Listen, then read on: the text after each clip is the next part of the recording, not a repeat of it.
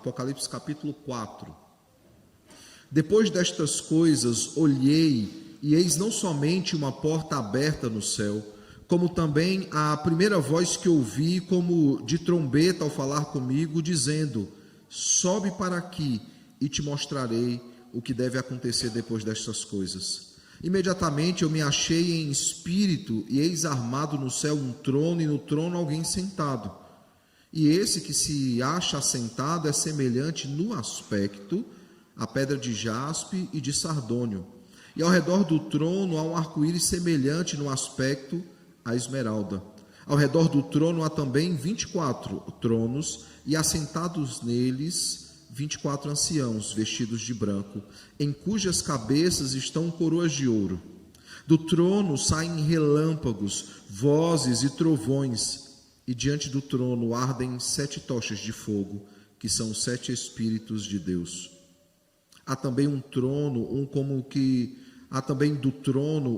que mar de vidro semelhante ao cristal, e também no meio do trono, à volta do trono, 4 seres viventes cheios de olhos por diante e por detrás. O primeiro ser vivente é semelhante a leão, o segundo semelhante a novilho, o terceiro tem um rosto como de homem, e o quarto ser vivente é semelhante à águia quando está voando.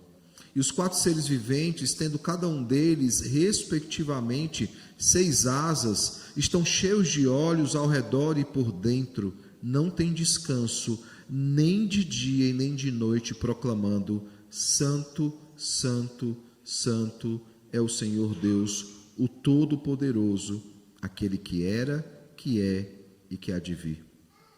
Quando estes seres viventes derem glória, honra e ações de graças ao que se encontra sentado no trono, ao que vive pelos séculos dos séculos, os 24 anciãos prostrar-se-ão diante dele, que se encontra sentado no trono, adorarão o que vive pelos séculos dos séculos e depositarão as suas coroas diante do trono, proclamando: Tu és digno, Senhor e Deus nosso, de receber a glória, a honra e o poder, porque todas as coisas tu criaste, sim, por causa da tua vontade vieram a existir e foram criadas. Oremos mais uma vez ao Senhor.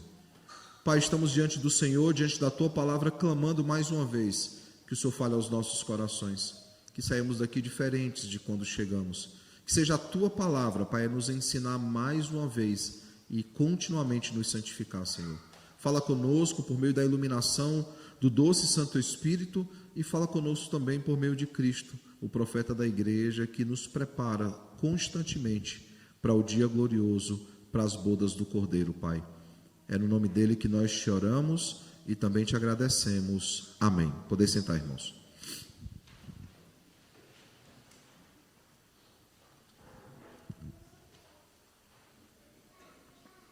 Como avisado, hoje nós iniciamos então essa nova série. O livro de Apocalipse é um livro cheio de dificuldades, né? Aqueles que olham para ele têm dificuldades com os números, com as figuras, com a forma poética como o autor escreve. Mas há preciosas lições nesse livro. Alguns fogem de Apocalipse, sendo que é em Apocalipse onde toda a história da redenção e da igreja está relatado, sempre se referindo ao passado, ao presente, ao futuro da igreja. É uma história que é cíclica e que vai se repetindo capítulo após capítulo, a mesma história, em ciclos ali de 7 estágios, mostrando que as coisas, infelizmente, só devem piorar para a igreja em sentido de perseguição, mas ao mesmo tempo, quanto mais a igreja é perseguida, quanto mais aumentam as dores de parto, mais próximo está a volta do Cordeiro, a volta de Cristo. Essa série de sermões, como já dito, vão acontecer no mês de junho, julho e comecinho de agosto, e todas elas vão expor aí o plano eterno da redenção e as consequências desse plano na vida da igreja. Nós já começamos, irmãos, a olhar para Apocalipse. Nós já começamos a olhar para o início de Apocalipse, quando nós meditamos na série Eu Sou, que ele era o alfa e o ômega. E nós olhamos para o primeiro capítulo, olhamos também de certa forma para o segundo e o terceiro, olhamos rapidamente ali para as cartas, as 7 igrejas, e nós já conhecemos esse livro. Hoje nós olharemos para o cântico sobre a criação, E de fato nós vemos que o grande aspecto apontado nesse texto é a criação, porque tu criaste todas as coisas, tu és digno de todo louvor e de toda adoração. Quando nós meditamos no Eu Sou o Alfa e o Ômega, na mensagem ali na série Eu Sou, que concluiu lá o mês de abril, a série Eu Sou, nós vimos que Cristo, ele é o grande autor por trás dessa carta. Por quê? Porque ao abrirmos Apocalipse, capítulo 1, verso de número 1, nós nos deparamos com a seguinte expressão: revelação de Jesus Cristo que Deus lhe deu para mostrar aos seus servos as coisas que em breve devem acontecer, e que ele, enviando por intermédio do seu anjo, notificou ao seu servo João. Aqueles que têm aquelas Bíblias mais antigas, e a nossa do púlpito aqui, ela segue essa regra, vai lembrar que quando são palavras de Jesus, a cor é diferente. Se tem as versões mais antigas, vão lembrar disso.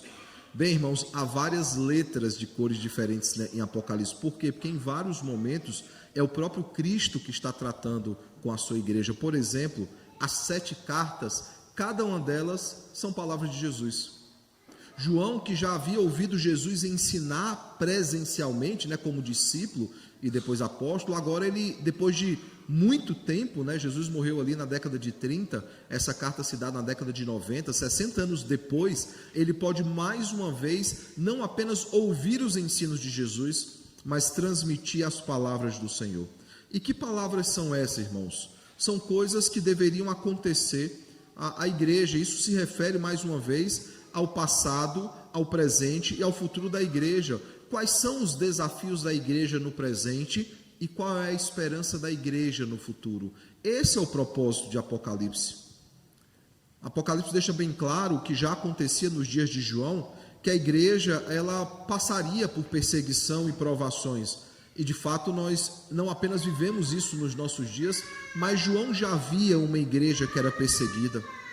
Mas o fato também que Apocalipse nos avisa é que nós não sofreríamos os julgamentos parciais do Senhor.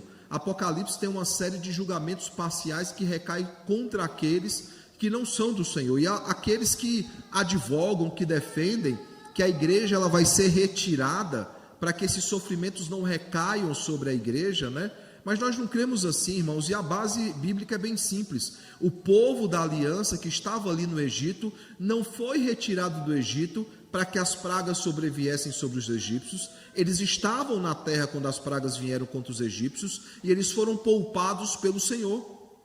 Principalmente a morte dos primogênitos, onde um cordeiro foi morto ou cordeiros foram mortos, para que o anjo da morte não tivesse poder sobre os primogênitos de Israel. O fato, irmãos, é que esses julgamentos parciais, eles não recairão sobre os eleitos, os santos do Senhor, como nós vemos em Apocalipse. Mas, ao mesmo tempo, esses julgamentos parciais, eles servem para deixar a igreja alerta, eles servem para deixar a igreja atenta aos sinais e às coisas que estão acontecendo. Por isso que os puritanos defendiam que todo crente deveria ter em uma mão a Bíblia e na outra mão um jornal, sempre observando os sinais dos tempos, sempre observando os sinais manifestos pelo Senhor.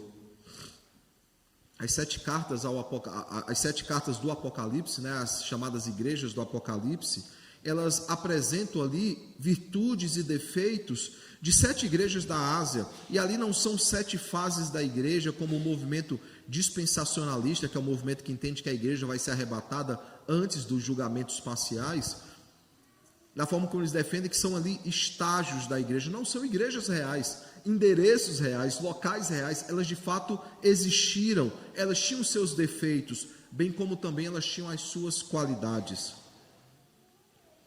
Mas ao mesmo tempo, quando nós olhamos para essas 7 igrejas escolhidas, é claro que elas têm aspectos tanto positivos como negativos da igreja do Senhor.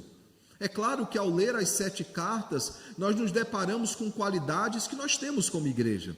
Nós nos deparamos também com defeitos que nós temos como igreja. As virtudes, os pecados ali apontados, eles são as virtudes e os pecados da igreja do Senhor, porque nós somos pecadores. E ao elencar essas coisas, Cristo, ao inspirar João a escrever sobre essas coisas, ele está deixando bem claro o seguinte: o Senhor conhece os nossos pecados, cada um deles, bem como também as nossas virtudes. Não há nada que passe desapercebido do Senhor.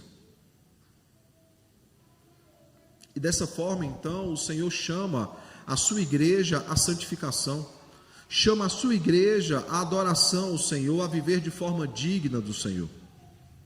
Claro, sem se esquecer da obra redentora, né, daquele que é a fiel testemunha, como Apocalipse 1 nos apresenta, né, o profeta da igreja, aquele que é o primogênito dos mortos, né, o sacerdote da igreja, e aquele que é o soberano de toda a terra, que é o rei da igreja. Apocalipse nos chama, irmãos, a ficarmos atentos aos sinais, a vivermos uma vida de santidade na expectativa da doce esperança, na firme expectativa da doce esperança, da esperança do porvir. E por que nós devemos fazer isso? Apocalipse nos apresenta o motivo. Devemos fazer isso porque Cristo nos redimiu, porque Cristo nos salvou mediante sangue precioso, e Ele nos lavou, Ele nos alvejou com esse sangue. Bem, irmãos, o texto de hoje, ele trata também sobre isso. E veja que ele inicia então dizendo o seguinte: depois destas coisas. Vejam que interessante, ele está dizendo o seguinte: depois desses 3 primeiros capítulos, eu tenho outras coisas para apresentar, uma segunda visão. E ele diz o seguinte: depois destas coisas olhei, e eis não somente uma porta aberta no céu. Já nós olharemos para essa expressão, como ela é interessante. E continua: como também a primeira voz que ouvi, como de trombeta, ao falar comigo, dizendo: sobe para aqui. Outra expressão muito importante, até a palavra trombeta é importante aqui nesse texto. E te mostrarei o que deve acontecer depois dessas coisas. Veja, ele abre e conclui o primeiro verso do mesmo jeito, com a expressão depois dessas coisas. Depois de 3 capítulos, irmãos, dos 3 primeiros capítulos, que o Senhor ele deseja revelar algumas coisas a João, para que ele comunicasse à sua igreja, a igreja de Cristo, ele agora tem uma outra visão que ele deseja então comunicar a João. Para isso ele diz o seguinte: sobe até aqui, ou seja, sobe até o trono, que eu tenho algo para lhe revelar. É importante perceber que a questão do trono, que vai ficar bem claro no decorrer do texto, é uma palavra mencionada várias vezes, por exemplo, no Antigo Testamento. Nós temos, por exemplo, o Salmo 103, verso 19, que fala sobre trono. Nós temos Isaías capítulo 6, que é o mais conhecido deles, quando Isaías vê o Senhor no seu alto e sublime trono. Várias vezes a palavra trono é citada ali no Antigo Testamento. Ezequiel 1, 26, Daniel 7, 9 e tantos outros textos. Ele diz o seguinte: sobe até aqui, porque eu tenho algo para lhe comunicar. E é interessante que ele usa aqui a expressão porta, né? Essa expressão porta faz uma alusão muito clara, àqueles que leram o texto e talvez já tenham percebido isso, ao texto ali de Gênesis 28, verso 17, lá o encontro de Jacó lá em Betel, quando ele vê uma escada, anjos subindo e descendo, tendo algo a comunicar a ele. Aqui João também tem algo a ouvir. Nós temos o som da trombeta. Percebe, irmãos, que várias figuras do Antigo Testamento são usadas aqui já no primeiro verso. E aí então ele diz o seguinte: sobe até aqui, sobe para aqui e te mostrarei o que deve acontecer depois dessas coisas. Os que têm a Bíblia antiga verão que essas palavras estão em letras vermelhas, que são palavras de Jesus. O Senhor está o chamando, dizendo: sobe até aqui. Sabe o que é interessante, irmãos? Porque aqueles que não são tão afeitos ou conhecedores do Antigo Testamento, talvez não veja quão específico foi esse convite. Por quê? Porque quando Moisés está diante do Senhor, e ele é chamado então para receber o decálogo, lá em Êxodo capítulo 24, verso 12, o Senhor diz exatamente isso: sobe a mim ao monte e fica lá, dar-te-ei tábuas de pedra e a lei e os mandamentos que escrevi para o ensinares. Não é a primeira vez que alguém é chamado a subir à presença do Senhor para receber uma palavra dele. E João recebe aqui a mesma ordem. E o Senhor deseja comunicar mais coisas, porque ele diz isso, Te mostrarei o que deve acontecer depois dessas coisas. Que coisas? Aquelas que estão relatadas nos 3 primeiros capítulos. E perceba, irmãos, que Deus ele está cumprindo o plano da redenção, o decreto da redenção, e João tem o privilégio de não apenas ter ouvido o próprio Cristo ensinar sobre o reino, mas agora ele tem um privilégio de ter uma visão do futuro sobre o que acontecerá na consumação de todas as coisas. E a expressão depois dessas coisas, ela não apenas se refere ao passado, porque ela está dizendo, depois dessas coisas, João foi procurado pelo Senhor. Não, sobe até aqui para eu te mostrar o que vai acontecer depois dessas coisas. Não é à toa, irmãos, que vocês perceberam que há vários verbos aqui no futuro. Por exemplo, verso 9, quando estes seres viventes derem glória, não é que eles estão dando glória, quando eles derem glória, honra e ações de graças ao que se encontra sentado no trono, ao que vive pelos séculos dos séculos, os 24 anciãos prostrar-se-ão diante daquele que se encontra sentado no trono, adorarão o que vive pelos séculos dos séculos e depositarão as suas coroas diante do trono. Tudo apontando para aquilo que aconteceria. E Apocalipse tem muito disso, passado, presente e futuro. Por quê? Porque na atemporalidade de Deus não há tempo cronológico. Por isso, a história de Apocalipse ela vai para lá e para cá o tempo todo. Por exemplo, você vê aqui claramente, e o texto é claro sobre isso, que o Pai está presente aqui, aquele que se assenta no trono. Ninguém tem dúvida sobre isso. Aí você vê os 7 espíritos, que simbolizam quem? O Espírito Santo, porque 7 em Apocalipse aponta para a plenitude, ou seja, quem é a plenitude do Espírito? O Espírito Santo, a terceira pessoa da Trindade. Você não vê aqui Cristo nesse texto. Alguém percebeu Cristo sendo aqui descrito? Você vai perceber que no capítulo 5, Cristo aparece. Um cordeiro como tendo sido morto. Na visão de João, aparentemente eu não vou entrar no capítulo 5, o reverendo Tiago vai expô-lo aqui próximo domingo, mas percebam que aqui aparentemente o Pai está presente, o Espírito Santo está presente e Cristo aparece um pouquinho depois. Mas irmãos, Apocalipse foi escrito na década de 90 depois de Cristo. Cristo morreu e ressuscitou no ano 33, ou 34 se você quiser discutir meses, mas 33, na pior das hipóteses 34. Década de 30, 60 anos de diferença. Cristo não havia ainda chegado no céu? Claro que ele já estava no céu. Estevão vê Cristo em pé à direita do Deus Pai Todo-Poderoso. É porque João ele não é apenas jogado para o futuro, ele também é levado para o passado. Porque não há temporalidade para Deus, ele não é cronológico. E aí o texto diz o seguinte, que as cenas que são vistas aqui por João, elas incluem acontecimentos que já ocorreram, mas acontecimentos também que aconteceriam. Por que já ocorreram? Porque o cordeiro tendo sido morto e chegando aos céus, isso já havia acontecido.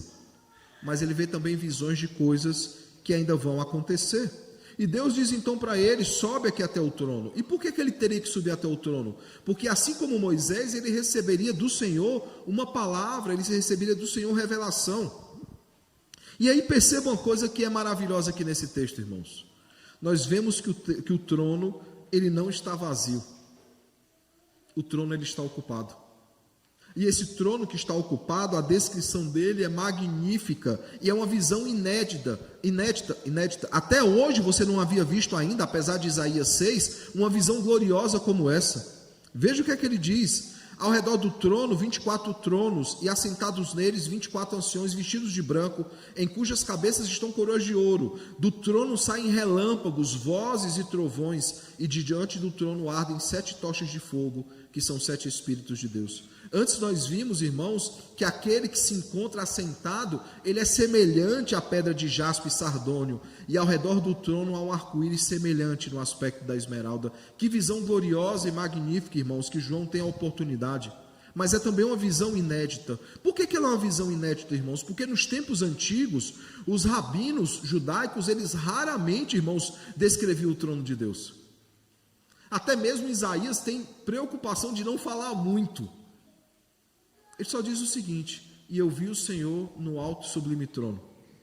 E ao redor dele tinham querubins, serafins, anjos que o adoravam.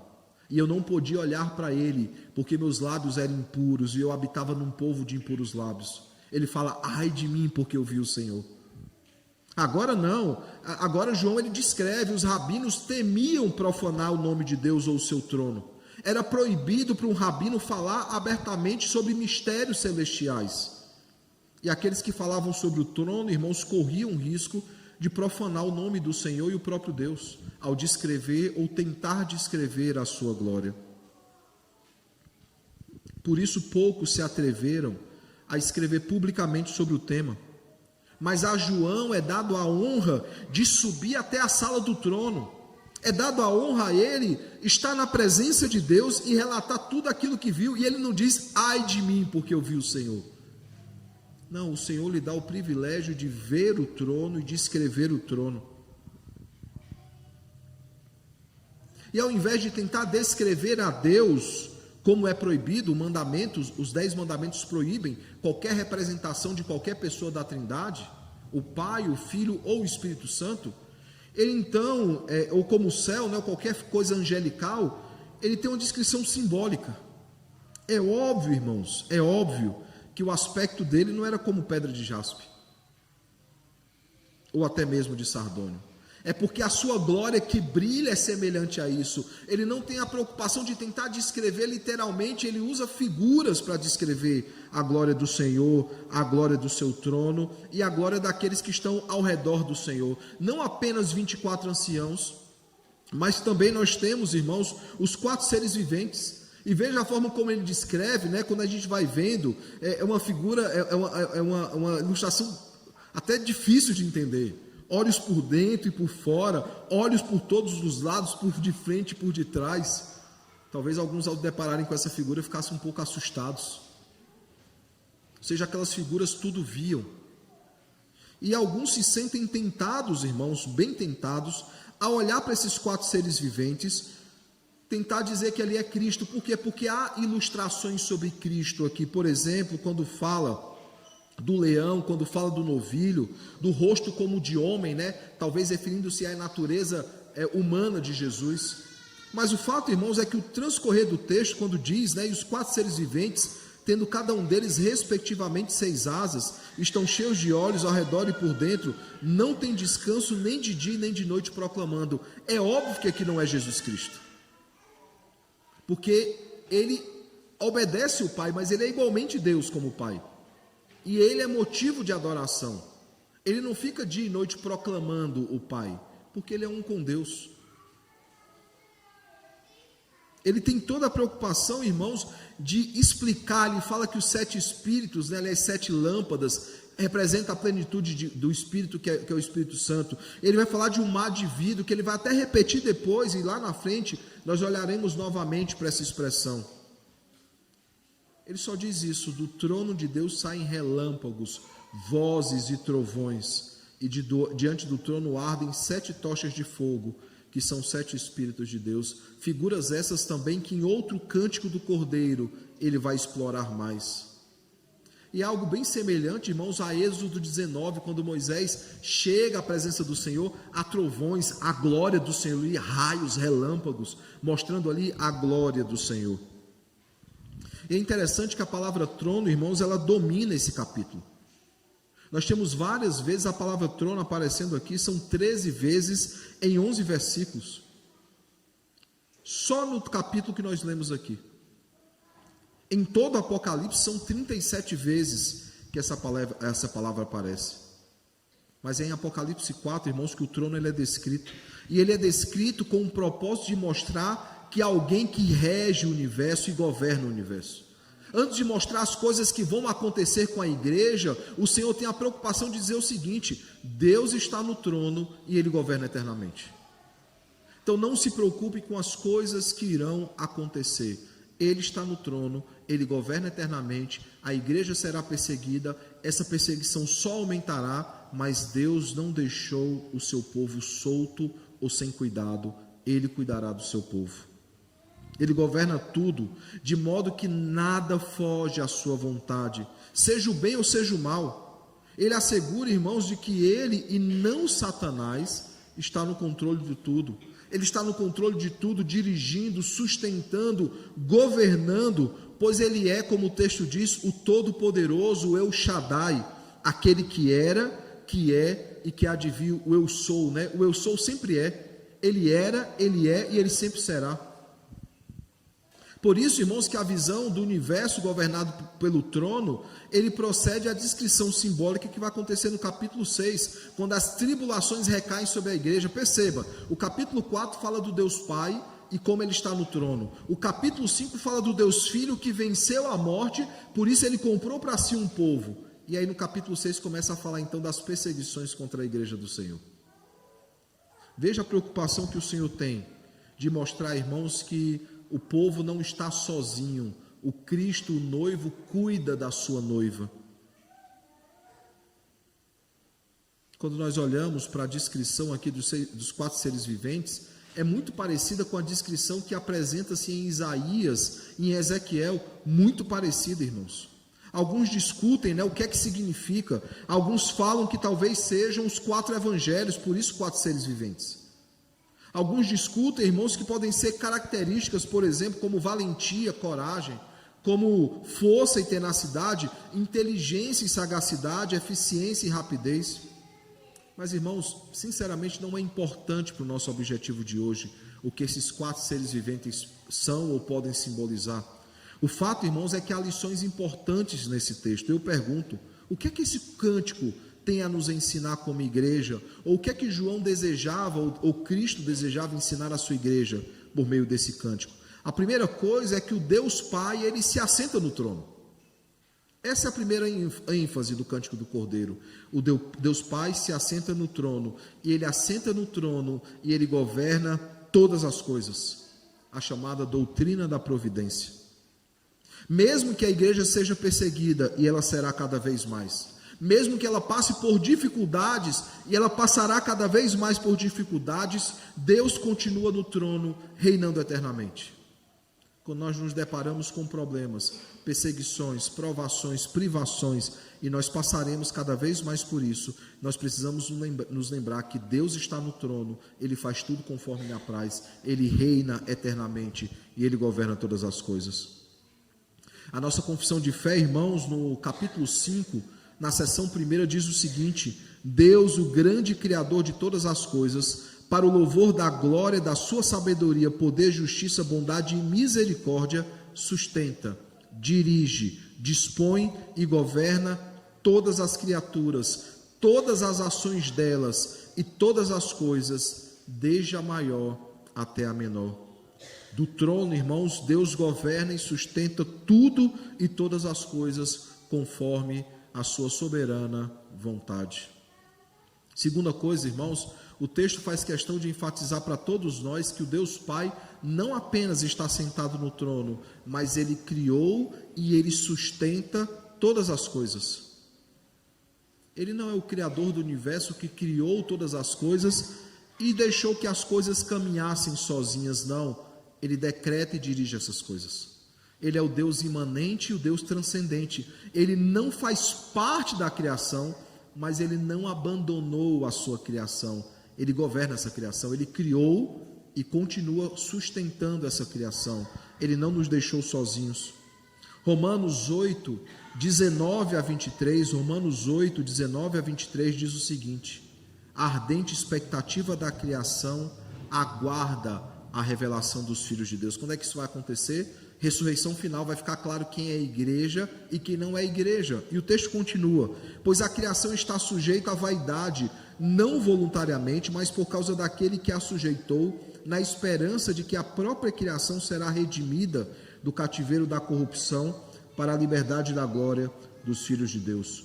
Porque sabemos que toda a criação, a um só tempo, geme e suporta angústias até agora, e não somente ela, mas também todos nós. Esse Deus, irmãos, que criou todas as coisas, Ele sustenta todas as coisas. E o texto bíblico nos promete que Ele renovará toda a criação. Mas antes disso, Ele usará essa criação, irmãos, para punir aqueles que são rebeldes, as nações pagãs, todos os ímpios, os julgamentos parciais descritos em Apocalipse. E antes de tudo começar, irmãos, ele faz questão de lembrar isso. É como se antes que as coisas acontecessem, ele dissesse: eu estou assentado no trono, eu crio e sustento todas as coisas. E isso nos traz o terceiro aspecto importante desse texto. O cântico do Cordeiro a respeito do Deus Pai, Criador dos céus e da terra, nos assegura que ele está assentado no trono, ele criou, sustenta e renovará todas as coisas, mas também nos lembra que ele é digno da adoração perfeita e eterna. Quando o texto diz, que eles não têm descanso, nem de dia nem de noite, eles proclamam constantemente. Quando diz que os seres viventes, eles darão ações de graças, renderão glórias e honra. Quando fala que os 24 anciãos prostrar-se-ão diante dele e adorarão pelos séculos dos séculos, ele nos lembra isso, ele é digno da nossa adoração eterna. Nós vemos aqui, irmãos, que o Deus Pai, ele é digno de todo louvor e de toda adoração. Por quê? Porque ele fez, faz e fará todas as coisas conforme a sua soberana vontade. Ele é o Criador e sustentador de todas as coisas, por isso ele é digno. Em Apocalipse 5 nós veremos que o Cordeiro, o Filho de Deus, é digno de adoração por outro motivo. E isso é interessante, o reverendo Tiago vai tratar sobre isso no texto, ter que lidar com essa situação. Por quê? Porque chega no capítulo 5 e há uma pergunta capciosa que diz: quem é digno de abrir o livro e desatar os selos? Verso 2. E o verso 4 diz o seguinte: eu chorava muito, porque ninguém foi achado digno. Como não? O Deus Pai não é digno? Ele é digno, mas de abrir o livro e desatar os selos só é digno aquele que morreu pelos nossos pecados. Por isso que ele vai dizer lá: digno ao Cordeiro que foi morto, de receber honra, glória, louvor. Por quê? Porque pelo seu sangue foram comprados os eleitos do Senhor. Aqui, irmãos, é o momento de olharmos para aquele que se assenta no trono e governa todas as coisas. Ainda não é o momento de olhar para aquele que foi morto pelos nossos pecados. Por isso ele diz: tu és digno, Senhor e Deus nosso, de receber a glória, a honra e o poder, porque todas as coisas tu criaste, sim, por causa da tua vontade vieram a existir e foram criadas. O Deus Pai é adorado porque ele é o Criador de todas as coisas. O Filho é adorado porque ele redime essa criação. Ainda veremos, irmãos, outros motivos para a nossa adoração eterna, para a nossa completa dedicação ao Senhor. Nós veremos isso nos outros cânticos do Cordeiro. Mas aqui há um motivo muito específico e especial para adorarmos o Senhor. Ele criou os céus e a terra. Eu pergunto então, irmãos, que aplicações nós podemos tirar do texto dessa manhã? A primeira delas, nós precisamos reconhecer que o Senhor, ele reina, e confiar no seu governo soberano sobre toda a criação e sobre toda a história. Alguém pode chegar e dizer assim: não, pastor, mas eu creio nisso. E por que quando nós passamos por problemas, privações e provações, parece que nós nos sentimos abandonados? Nós questionamos a Deus, nós reclamamos. Por acaso ele saiu do trono? Por acaso ele não reina mais eternamente? É claro que ele reina, irmãos. Essa doutrina nos lembra que reconhecer que ele está no trono não é reconhecer apenas no sentido salvífico dos decretos, mas crer que cada pequeno detalhe das nossas vidas o Senhor governa e dirige. Que aquelas situações de adversidade e dificuldade visam o nosso próprio bem. Não é isso que o Romanos 8 diz? Todas as coisas cooperam para o bem daqueles que amam o Senhor, daqueles que são chamados segundo o seu propósito. Todas as coisas, irmãos, boas e ruins. E não esperem coisas boas nessa terra. Uma coordenadora do Mackenzie, discutia algumas questões do aspecto do que eu estou pesquisando, e ela falou assim: nossa, pastor, eu leio o trabalho do Senhor, fico com uma dor no coração, é muito pessimismo. E eu falei assim: otimismo só em novos céus e nova terra. Porque, infelizmente, irmãos, por causa do pecado, esse mundo ele jaz no maligno. E as coisas que acontecem aqui neste mundo não devem nos pegar de surpresa em momento algum. Porque esse mundo é composto por pecadores miseráveis. E nós somos também pecadores miseráveis. Nós lidamos com dificuldade todos os dias. A nossa expectativa e esperança em dias melhores não está nessa terra, mas naquela terra que virá. Enquanto isso não acontece, irmãos, nós precisamos crer e reconhecer que Ele está no trono e Ele faz tudo conforme lhe apraz. Segunda coisa, nós precisamos, irmãos, ansiar pela renovação de todas as coisas. Quando teremos novos céus e nova terra, e as consequências da queda não mais existirão. Não haverá mais choro, não haverá mais pranto, não haverá mais dor, morte, fome, nada disso existirá, porque o Senhor fez novas todas as coisas. Essa é a grande, ardente expectativa da criação, e essa também é a ardente expectativa dos nossos corações. Nós ansiamos pela volta do Cordeiro. É somente quando as coisas de fato serão perfeitas, a volta gloriosa de Cristo. E é interessante que João, ele ouve uma trombeta, e há também uma trombeta que ressoará no último dia. E é interessante a figura da trombeta, né? Eu presenciei um casamento há uns anos atrás, eu já vi todo tipo de casamento, gente. Eu já vi noiva desmaiar em casamento, eu já vi noivo desmaiar em casamento, eu já vi tudo que você imaginar num casamento. Eu já fiz uns 30 casamentos já na minha vida já. Mas esse casamento chamou a minha atenção. Eu não sei se vocês sabem, mas a disposição das igrejas, como a nossa aqui, em ter essas portinhas, não é somente para segurar o barulho lá de fora. Um dos motivos é o casamento. Isso fazia-se nos casamentos, aqueles que não têm essa portinhola, fechava-se as portas dos templos, né, para que a noiva entrasse, né, fechava o cortejo entrava nupcial, fechava-se as portas e anunciava então a entrada, né, apontando para uma coroação real. Os casamentos, eles é uma performance de uma coroação real, para quem não sabe, né? E nesse casamento foi interessante, fechou-se a porta, e aí a gente fica já na expectativa da entrada da noiva. Eles contrataram um corneteiro não, gente, um trompetista, né, para poder tocar, e ele tocou a marcha nupcial no trompete. E eu fiquei imaginando mais ou menos que é mais ou menos isso que um arauto faz. Um arauto pega a corneta ou a trombeta ou qualquer coisa, ele apita bem alto, né, ele sopra bem alto, as pessoas param para olhar e falam assim: o rei vai entrar. E todo mundo se levanta, por quê? Porque o rei está entrando. Como acontece no casamento, né? Começou a marcha nupcial, o que é que todo mundo faz? Se levanta. A diferença, irmãos, é que ao tocar a trombeta, nós não nos levantaremos para a noiva, nós somos a noiva. Nós, como noiva, nos levantaremos para olhar o noivo, o Cordeiro voltando glorioso para nos buscar. E nós devemos ansiar por esse momento, irmãos, com grande expectativa. Mas não apenas isso, nós precisamos adorar eternamente o Deus Trino, o Pai, o Filho e o Espírito Santo, porque todos eles são dignos do nosso louvor e da nossa adoração. Por quê? Porque as suas obras são grandiosas, as suas obras são gloriosas, as suas obras são magníficas, e os seus atos de justiça se fizeram manifestos. Esse é um dos cânticos do Cordeiro que nós vamos ver lá na frente, que inclusive se tornou cântico nas igrejas, né? Pois os seus atos de justiça se fizeram manifestos. Ó Rei das nações, quem não temerá, quem não glorificará o seu santo nome?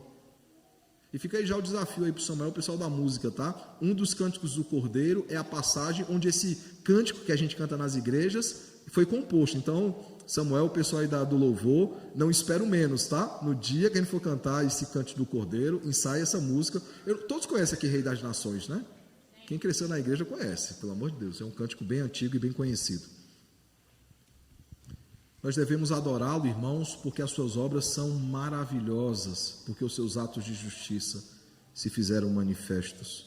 A pergunta que eu faço para a nossa reflexão semanal é: nós confiamos e adoramos o Senhor? Ou a nossa adoração é da boca para fora? Ou a nossa adoração é só quando as coisas estão bem? Quando as coisas estão ruins e difíceis, nós adoramos o Senhor?